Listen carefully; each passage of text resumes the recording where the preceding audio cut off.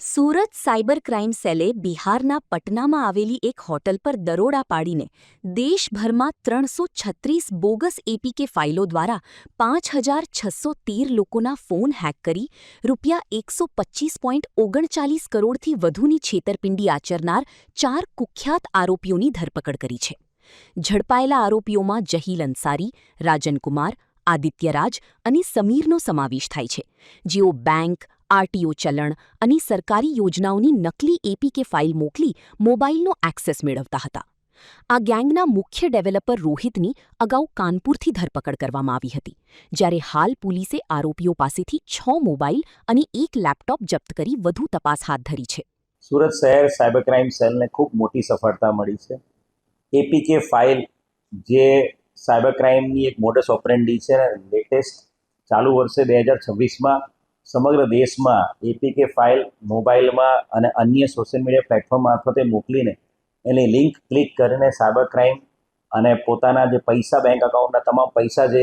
અકાઉન્ટમાંથી ઉપડી જતા હતા, એ સાયબર ક્રાઇમની એક મોટી મોડસ ઓપરેન્ડી એપીકે ફાઇલ છે. અને આ એપીકે ફાઇલ અનુસંધાને એક કમ્પ્લેન 1930 પર સાયબર ક્રાઇમ પોલીસ સ્ટેશનને મળી હતી. અને એ કમ્પ્લેન મે મહિનામાં જે કમ્પ્લેન મળી હતી એમાં ડિટેલ ઇન્વેસ્ટિગેશન કરીને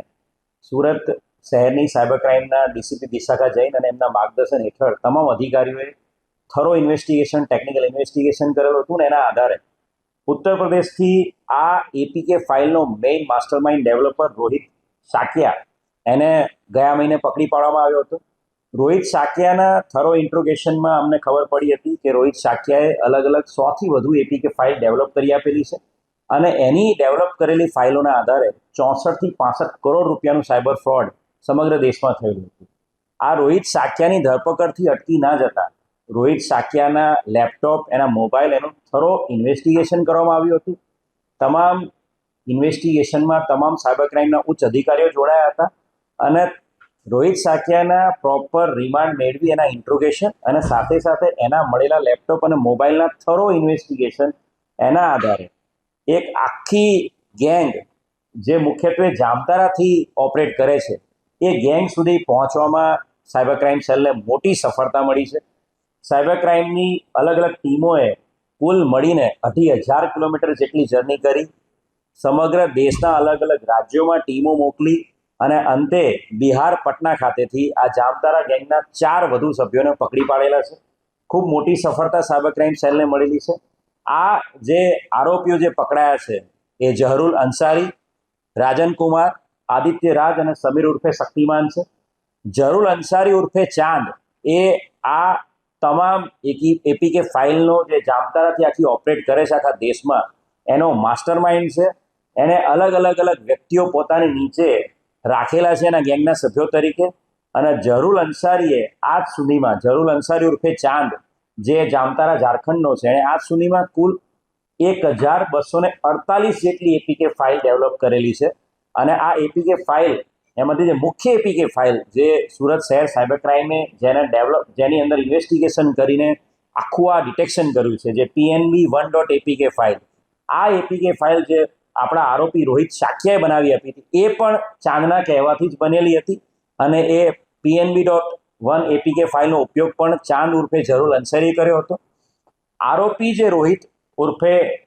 રોહિત જે વિનોદ સાકિયા પકડાયો હતો, વિરેન્દ્ર સાકિયા, એ આરોપી પકડાયો એની માહિતી પણ આ લોકોને ઇન્સ્ટાગ્રામ દ્વારા સુરત સિટી પોલીસના પેજ પરથી અમને ખબર પડી હતી. અને ત્યારબાદ રાજન, આદિત્ય અને સમીર જે અન્ય 3 આરોપી પકડાયા છે, એમણે ચાંદનો સંપર્ક કર્યો હતો, જે પણ એની સાથે કામ કરે છે, કે હવે રોહિતની જગ્યાએ અમે તમને એપીકે ફાઇલ ડેવલપ કરી આપીશું. એટલે રાજન અને આદિત્ય એ પણ એ એપીકે ફાઇલ ડેવલપ કરી આપે છે. અને સાથે સાથે સમીર ઉર્ફે શક્તિમાન એ પણ ચાંદ સાથે મળીને કામ કરે છે. અને જેનું મુખ્ય કામ આ ટેકનિકલ ઓપરેટર તરીકેનું અને ડિસ્ટ્રીબ્યુશન પાર્ટનર તરીકેનું છે. ટેલિગ્રામ મારફતે આ લોકો સમગ્ર દેશમાં આ જે એપીકે ફાઇલ છે, એપીકે ફાઇલ ડેવલપ કરીને આપતા હોય છે. અને સમગ્ર જામતારાની આ જે ગેંગ પકડાઈ છે, જહરુલ અંસારી, રાજન, આદિત્ય અને સમીર, આ 4નું ફર્ધર ઇન્ટ્રોગેશન કરતા એ ખબર પડી છે કે આ ટોટલ જે 1248 એપીકે ફાઇલ છે, એમાં જે ઇન્વેસ્ટિગેશન, જે અત્યાર સુધીમાં જે વિશ્લેષણ જે કરવામાં આવ્યું છે, ટેકનિકલ ઇન્વેસ્ટિગેશન, એની અંદર અત્યાર સુધીમાં કુલ 336 એપીકે ફાઇલનો ડેટા અમને મળ્યો છે. જેની અંદર કુલ મળીને સમગ્ર દેશમાં 31,000 મોબાઈલની અંદર આ એપીકે ફાઇલ ડાઉનલોડ કરવામાં આવેલી હતી અને ટોટલ 1,00,000 બેંક ટ્રાન્ઝેક્શનો આ એપીકે ફાઇલ ડાઉનલોડ થયા પછી સાયબર ફ્રોડસ્ટર દ્વારા કરવામાં આવ્યા હતા અને કુલ મળીને આ 336 ફાઇલો દ્વારા 125 કરોડનું સમગ્ર દેશમાં સાયબર ફ્રોડ આચરવામાં આવ્યું હતું અને ટોટલ 125 કરોડ રૂપિયાનું આ જે સાયબર ફ્રોડ છે એમાં મુખ્યત્વે આ તમામ લોકો આરોપીઓ આ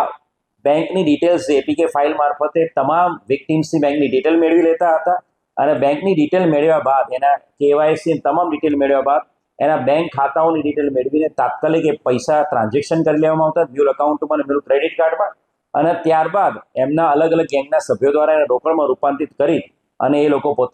પોતે આ સાયબર ફ્રોડ આચરતા હતા. એટલે ખૂબ મોટી સફળતા એપીકે ફાઇલ ડેવલપરને પકડવામાં તો મળી જ હતી, સુરત સાયબર સેલને રોહિતને પકડવામાં, પણ સાથે સાથે આ એપીકે ફાઇલ ડેવલપ કરવા માટે જે આખી ગેંગ ઓપરેટ કરી રહી છે જામતારાથી અને જે આ એપીકે ફાઇલ ઓર્ડર કરીને મેળવે છે અને ત્યારબાદ એ સમગ્ર દેશમાં એપીકે ફાઇલ અલગ અલગ સોશિયલ મીડિયા પ્લેટફોર્મ પર મોકલીને સાયબર કૌભાંડ આચરે છે, એ આખી ગેંગને પકડવામાં સુરત શહેર સાયબર ક્રાઇમ પોલીસને મળી છે.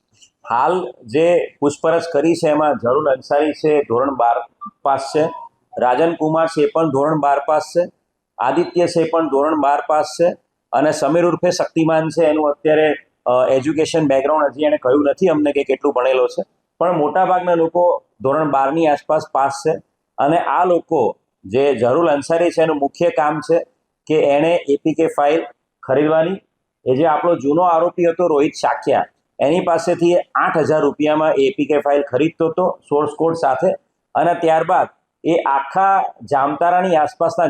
ગામડાઓમાં અને જામતારાની આસપાસ જ્યાં પણ આવી ગેંગ ઓપરેટ કરે છે એપીકે ફાઇલવાળી એ બધી ગેંગને આ ફાઇલો 10,000 રૂપિયામાં વેચતો હતો અને આ ફાઇલ જે એપીકે ફાઇલ જે પણ વ્યક્તિને લેવી હોય એ મેઇન એપીકે ફાઇલ જે વિક્ટિમના મોબાઈલમાં નાખવાની છે એ અને સાથે સાથે જે યુઝર એપીકે ફાઇલ જેનો ઉપયોગ કરીને વિક્ટિમનો બધો ડેટા લેવાનો છે. એટલે આ રીતે એ લોકો 8,000 રૂપિયામાં એપીકે ફાઇલ ડેવલપ કરાવતા હતા ડેવલપર પાસેથી અને પછી એ ફાઇલ અહીંયા પોતે મેળવી લઈને પોતાના વિસ્તારના અલગ અલગ એપીકે ફાઇલથી જે સાયબર ક્રાઇમ આચરે છે એવા લોકોને 10,000 15,000 રૂપિયામાં એ લોકો ફાઇલ વેચતા હતા.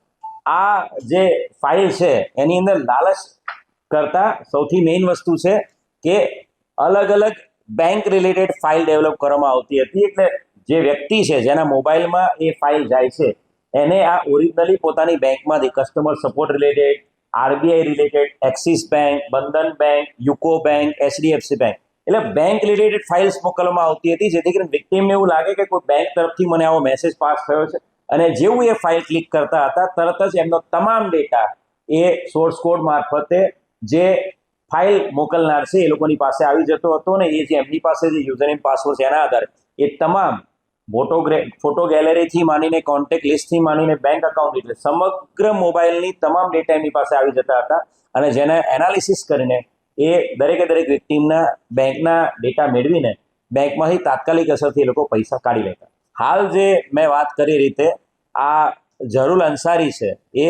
અને એની સાથે જે બીજા ગેંગના સભ્યો પકડાયેલા છે એમની વાત કરીએ તો મુખ્ય જે આરોપી જે ઉત્તર પ્રદેશના કાનપુરથી આપણી ટીમે પકડ્યો હતો એ રોહિત શાક્યા મારફતે અમને એપીકે ફાઇલ ડેવલપ કરતા હતા અને એપીકે ફાઇલ બનાવવાનું જે છે એ રોહિતની જે પૂછપરછ કરી એટલે એને ડાર્ક વેબ મારફતે અને સાથે સાથે યુટ્યુબ પર એની પર અલગ અલગ વિડીયોઝને એવું જોઈને એણે આ ફાઇલ ડેવલપ કરવાનું શીખ્યું હતું અને રોહિતની જેમ જ એની સાથે સાથે રોહિતની જોડે મિત્રતા કેળવીને અત્યારનો જે આરોપી છે રાજન કુમાર એ પણ રોહિતની સાથે આ ફાઇલ બનાવવા માટે શીખવા ગયેલો હતો અને એની સાથે એક જ રૂમમાં રહીને રાજન કુમાર અને આદિત્ય રાજ એ લોકો પણ આ જ રીતે એપીકે ફાઇલ ડેવલપ કરતા શીખ્યા હતા.